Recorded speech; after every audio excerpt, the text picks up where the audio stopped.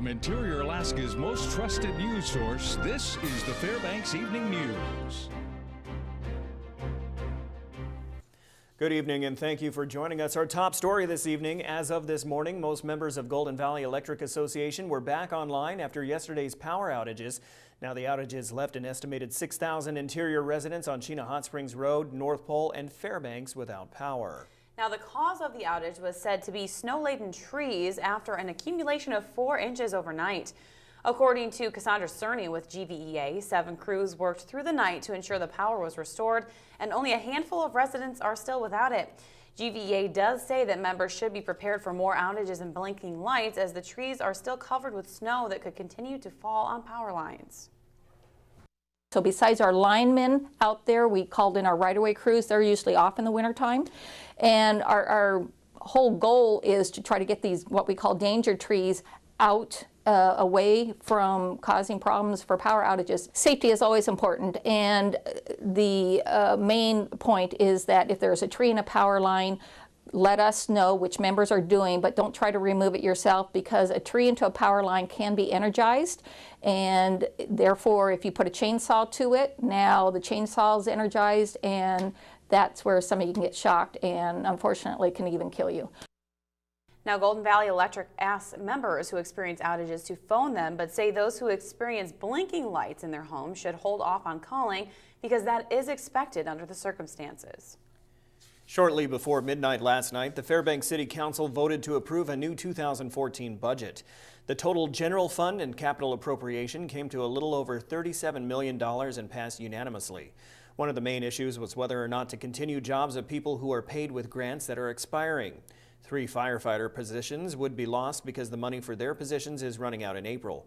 However, Mayor John Eberhardt voted to keep them when the council, in a 3-3 tie vote, couldn't decide. So it was a very good budget. You know, the city's been so lean in some areas that, like I say, you couldn't even get a person to help you when you walked into the foyer at the police department at times. So that didn't seem like a good situation. So I'm thankful to council. It was a long night. There were some strong views on some of these issues, but at the end of the day, I'm happy with the way it turned out. Not guilty pleas today in Fairbanks Superior Court for several violent rape and assault cases. 33-year-old Jose Galindo is accused of first-degree sexual assault for charges that he raped a woman earlier this month. The victim said that she had been out drinking with Galindo and she asked him to take her home. She said instead he took her to his house where the assault occurred. Galindo told police he was being falsely accused and wanted an attorney. Trial is scheduled for mid-February. Also in court today, 21-year-old Leo Huntington is charged with kidnapping and multiple counts of felony assault and sexual assault. According to charging documents, Huntington picked the woman up around 6 a.m. Monday morning, and when they reached his Chena Ridge home, she says she realized he was intoxicated. Huntington allegedly tried to seduce the woman, and when she refused his advances, he then sexually assaulted her. She says he then refused to let her leave until around 3 p.m. During that time, he punched and slapped her repeatedly, including several punches to the stomach while she was 27 weeks pregnant. Trial is scheduled for February. A Tetlin Junction man also pled not guilty, charged with kidnapping and brutally attacking his on-again, off-again girlfriend. 44-year-old Tony Titus allegedly assaulted the woman viciously and then refused to let her leave. A village public safety officer in Tetlin Junction contacted state troopers who arrived several hours later. Titus is charged with kidnapping and multiple counts of felony assault. Trial in the case is scheduled for February in Tok. A woman charged with first-degree murder has a new lawyer after the public defender's office argued that they had a conflict. 24-year-old Carlene Charlie is accused of murdering 26-year-old Jordan Baker in Minto in early May. Charlie's lawyers have said in court that the killing was in self-defense. However, the public defender's office, who say they have previously represented the victim, argued to the judge that because of the circumstances of the previous case, they were unable to represent Charlie. After going off record and sending everyone, including Charlie, out of the courtroom, the judge agreed once court reconvened. The Office of Public Advocacy will now represent her, and trial will be pushed back as a result. All right, well, when we come back, a meeting is scheduled to discuss the mental health system that is set here in Fairbanks. And a preliminary report has been released in the crash of a Cessna that killed 4. Those stories are next. Stay with us.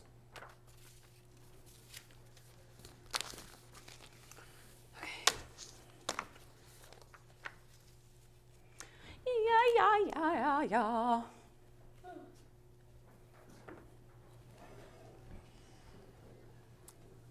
Everything was weirdly phrased. She used to wear pigtails. Huh? She looked like Laura Ingalls, Who did? the girl you saw today. Oh, she looked like a crackhead. Well, maybe. But she was Well, maybe sweet it wasn't a and crackhead. innocent. Maybe it wasn't. It was more of like, Rode hard. yeah, rode just like wet. a biker. Yep, she is a biker. Okay, then I was right. Justice. Back when she was my girlfriend, she had pigtails. And I can't believe you remember that. really cute. I don't even know who it is you guys are talking about. Doesn't matter. But She I still don't think anybody should wear pigtails. she swings for the other team now. So you're saying that after dating you, she turned into a lesbian? There's actually 2 other girls I know I dated that did the same thing. That's a little sad to think about. Well, no, it's just the day and age. Joe Biden was a frickin' J-Bear today? You know, that seems to only happen to guys, though. I've never Go figure, had any guy J-Bear. turn gay. Well, there are those out there.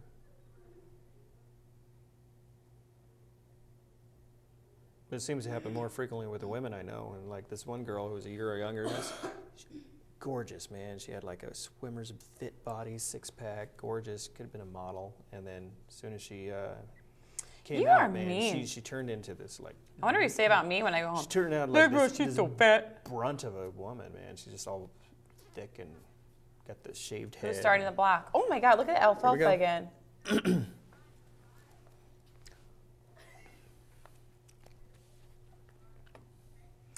Welcome back. Some officials say Fairbanks mental health care is broken and they want to overhaul the system.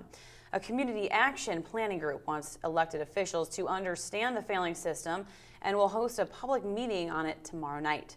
During the last year, Fairbanks has lost key services that help the mentally ill, like residential housing and vocational training. The clinic director at Turning Point Counseling Services says without a basic network, more people will suffer or have to leave Fairbanks. The people with chronic mental illness are going to end up in one of 2 places. One is jail and the other is in the ER. And this is not where they belong. These are people with a serious illness who deserve to be loved and taken care of with incredible dignity and respect in this community, and not in Anchorage and not anywhere else, but here with their families. The Community Mental Health Forum will be hosted at the North Star Borough Assembly Chambers tomorrow night at 6 p.m. A preliminary report from the National Transportation Safety Board has been released on the Cessna plane crash that killed 4 people, including a small child, near St. Mary's. The plane was diverted due to deteriorating weather conditions experienced during flight. The NTSB says pilot Terry Hansen diverted from the scheduled landing and flew over the airport shortly before the plane crashed a mile away from its final destination. The preliminary report states no exact cause of the crash of the Hagelin-owned aircraft, and the plane wasn't required to carry a flight data recorder or cockpit voice recorder. Now, you may have heard a rumor that another store will be coming to Fairbanks, and this time that rumor is true. REI announced plans to open a store in the interior in the spring of 2014. The location of the store will be the old Fred Meyer building at the corner of Old Steeson College. The 30,000 square foot facility will offer a ski and bike shop along with repair services and in-store classes. The company has not released a specific opening date, but expects to hire roughly 50 employees for its new location here in Fairbanks. The Westmark Hotel was packed today as the Fairbanks Chamber of Commerce had their annual awards luncheon. After acknowledgments to the individual board of directors and committee leaders, 2 prestigious awards were handed out. 2 individuals were recognized for their contributions to the community. Heather Lambert was given the George Nurbus Award for the Volunteer of the Year. Jeff Welch and Travis Lewis of Dayline Digital Printing were recognized as the Bill Stroker Business of the Year. Afterwards, the recipients commented on what the awards mean to them. You know, this community is amazing, and I, really enjoy giving to kids, and to be acknowledged for giving and for donating my time. It's huge, and it inspires me to continue to do and give for Fairbanks and the nonprofits that need the help and the people to volunteer. Well, it's a huge surprise, and we've worked for a long time, Travis and I, to build a business that we can really be proud of, and that we hope the community can be proud of. And so to show up today and be surprised with this award was really, really amazing. Sleep is important to a person's health, and those who suffer from pain for whatever reason may have a challenge finding a bed that works for them. News Center 11's Monty Bone has more in this week's Health Report. Millions of Americans suffer from neck and back pain, and when they do, they might have to find special ways to be able to sleep at night. I feel the pain every morning, and sometimes it rears its ugly head when I lay down at night. Knowing which option is right for you could take some work, since one size does not necessarily fit all. What the bed is made of can be a factor to consider. The first type, the least expensive, is made of springs or foam or coils. Over the course of the years, and it wears down, it compacts, and your mattress is not going to feel as what it did when you first purchased it. The second, an air mattress where each partner can adjust the firmness on his or her side of the bed. The third choice, made of a material that's pliable. However, it may be difficult to turn over for some people with painful conditions. A fourth choice, latex. Ultimately, the choice depends on your shape, your history, your condition, and your preference. Monty Vaughn, News Center 11. The Health Report is brought to you by the Ear, Nose, and Throat Clinic, located in the Medical Dental Arts Building. Call 456-7768. All right, well, winter sports full in gear, aren't they? I'm really excited about him. Are you? Joe Cook. Yeah, he's the man. And after the break, he'll have another Nana Corner, and he'll feature a winter sport other than hockey. We're talking skiing, and the Nooks are off to a great start. All right, we're going to get excited about this because we have some high school sports results and more coming up next.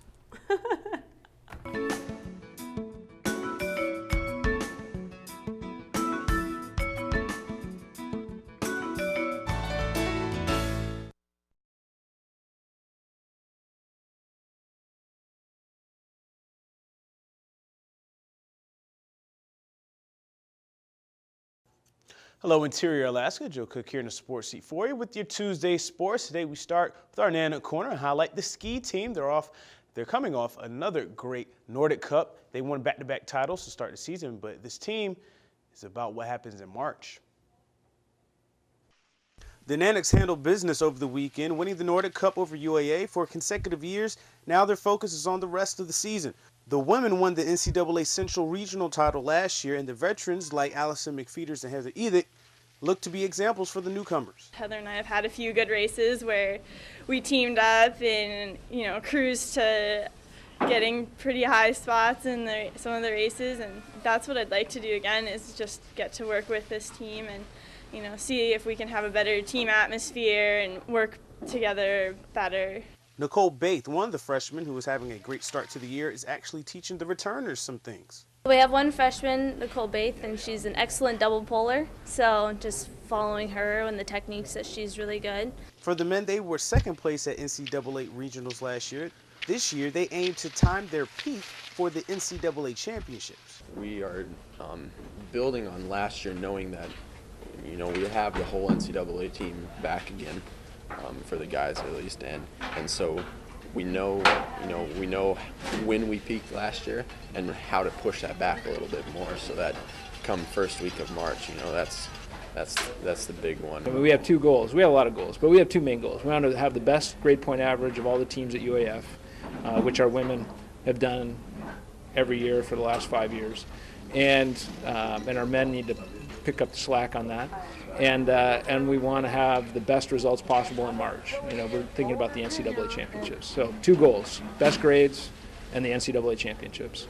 Everything else is, superfluous to that, and we'll get on with it. Next up after the holiday break is the U.S. Nationals on January 4th in Midway, Utah. Nana Corner, brought to you by Sports Medicine Fairbanks. And the Atlantic swim team was simply superb in their last meet before the Christmas break. At the end of 3 days of swimming in the Husky Invitational on Federal Way, Washington over the weekend, the Atlantics came away with 24 NCAA B standard times, 55 personal bests, and 4 new program records. Gabby Summers set a new record in the 500 free, finishing just under 5 minutes. The 400 medley relay team beat last year's record by a second, and Victoria Adams broke the 200-yard backstroke record twice, and that happened on the first day. Binti Heller got an A standard in the 100 backstroke and 5 other B standards. But this week's Shenanigan of the Week goes to Margot Adams. Adams set a new record in the 200 IM in 2 minutes 5.5 seconds. She only swam this event twice. She was part of the 200 medley relay team that won for the first time at the Invitational as well. Adams nabbed 8 other B standard times and was second in the 100 fly.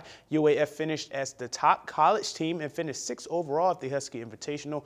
The Nooks will be back in the pool on January 4th in a tri-meet against Biola and Fresno Pacific in California. And the scores are in from high school rifle matches over the weekend. Lathrop defeated Hutch in both air rifle and small bore. Casey Barnes led Lathrop with a match-high 581 in air rifle. The Malamutes had a 2272, 2214 advantage in air and won small bore 2147 to 2105. Hutchinson's Amy Gentry led all shooters in small bore with a 563. And the North Pole Patriots won by just 2 points in air rifle over the Wolfpack, 2087 to 2085. West Valley did win small bore with Garrett Sheets match-high 495. North Pole's Taylor Armstrong and Caleb Simmons had personal bests in air. Armstrong shot a 532 in air, and Simmons shot a 531. The MAC Rifle Championships are next weekend at the E.F. Horton Rifle Range up at UAF. In high school wrestling, a dozen interior 3A wrestlers will be going to the AES AA state championships this weekend. Allison will send 8 wrestlers at the Denali Conference Championships this past weekend. Jay Stone, Nate Ezel, Calvin Goodson, they won titles. St. Andre's, Steven Searles, Caleb Dunlap, Ken Kincaid, and Cody Kane will also wrestle for the Ravens at state. The Hutchinson Hawks, Jamison Titus and Andrew Hoffman won conference titles as well. Sam Wilt and Jesse Roll will also go to state for Hutch. The 3A state matches are this Friday and Saturday at Anchorage Christian School. In 4A wrestling over the weekend, North Pole won handily 60-3 over West Valley on Saturday. Tyler Betts of North Pole won by pin in the 160-pound class, and Dan Hess won a close 10-9 match in the 195-pound class for the Patriots, while Owen stopped the shutout with a 5-3 decision in the 138-pound class for West Valley. The Patriots won 8 of 9 matches and collected 4 forfeits in their blowout victory. And that'll do it for sports tonight. Thanks for rocking with me for a little while. Tomorrow we start our basketball team previews. For more KTVF sports, check us out on Twitter, YouTube, get our app, and visit webcenter11.com. Stay warm, Alaska. Mike Schultz is next with your full weather forecast, and we'll catch you next time.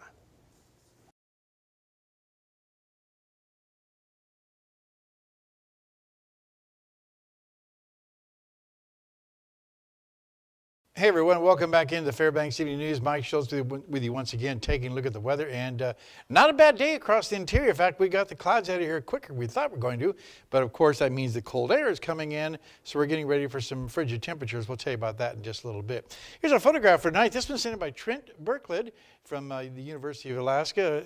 He was up there and was able to get a shot of the UAF sunset. And what a beautiful shot that is. Nice pinks there. Again, if you have a photograph to share, by all means send it to photos@ktvf11.com. And once again, a reminder, the photo calendar is out with the fab photos. 13 different locations around town you can pick one up at, like Golden North Optics. There you have it there. And again, they're all free. Here's your numbers for right now. The high today, 17 degrees at the airport, with a temperature right now of 7 degrees. The low last night, 3. Record high 45, 1940. Record low 55 below in 1935. And sunrise and sunset, 4 hours and 1 minute of daylight. In fact, we'll go under the 4-hour barrier tomorrow. And here's our satellite and radar. As you can see, we're looking again, looking at clouds to the south, and that's where everything is dropping down to the south, being driven down by a big area of cold, low pressure. That's going to continue to bring us also some winds too, because this area of low pressure down to the south is working with the wind up to north, bringing the winds to the higher elevations. Across the state today, raining over southeast Alaska, very heavy at times, and that's going to change to snow in the Juneau area. Otherwise, showers around Kodiak Island, Cold Bay. Then you get to the north and things clear out rapidly and temperatures start falling too. Well, back to the lower 48 weather. Looking there, you can see, looking at clouds over the Pacific Northwest, cold temperatures have once again return to the Central Plains, 11 degrees at Minneapolis. Sunshine over the northeast and just cloudy skies over the deep south.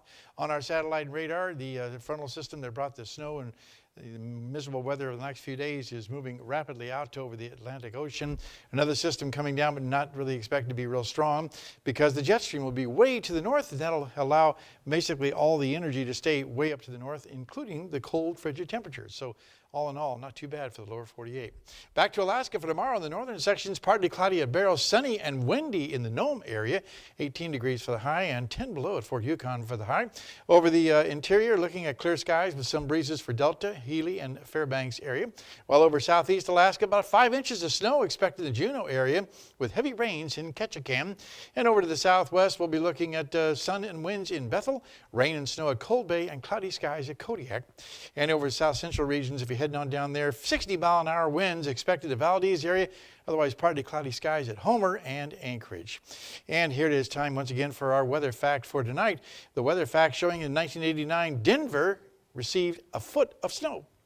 And again, thanks to Mount McKinley Bank for sponsoring the kids' weather. And because the kids will be off on vacation for Christmas vacation, we'll be talking with them again next year. Here's your forecast for the remainder of the night. 10 degrees below zero, clear and colder, breezy at higher elevations. Tomorrow's forecast calling for 15 degrees for the high. Wind chill factors down to 30 degrees below. Otherwise, sunny skies expected. And the long-range outlook calling for temperatures to be pretty chilly.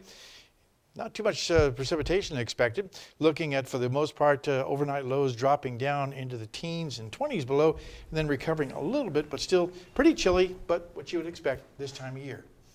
And you are in the Christmas spirit. Good to see that. Ho, ho, ho. Merry Christmas. It's early, but that's okay. Yeah. It's not early. Yeah. Well, kind of. Well, she's in the spirit. Come on, just let me have it, guys. Yeah. Happy holiday. There you go. Plays Christmas music like in a newsroom all day too. So I do. I play Christmas music in the newsroom. No, I play Mike has been playing I play the though. Christmas music, yes. Yeah. Oh, I'm sorry. Whoever's the DJ. We kind of rotate, so we got the jams. Now you know more. That'll wrap up this edition of the Fairbanks Evening News. As always, we're glad you could join us. The more you know. Tonight on NBC Nightly News, Brian Williams live in South Africa as the world says goodbye to Nelson Mandela. That's coming up next with Brian Williams. You can join us here 6 days a week at 6 and 11 or online anytime at western11.com. Now we'll do it from all of us here at the News Center, leaving you with the moon. We'll see you back here at 11. Have a good night.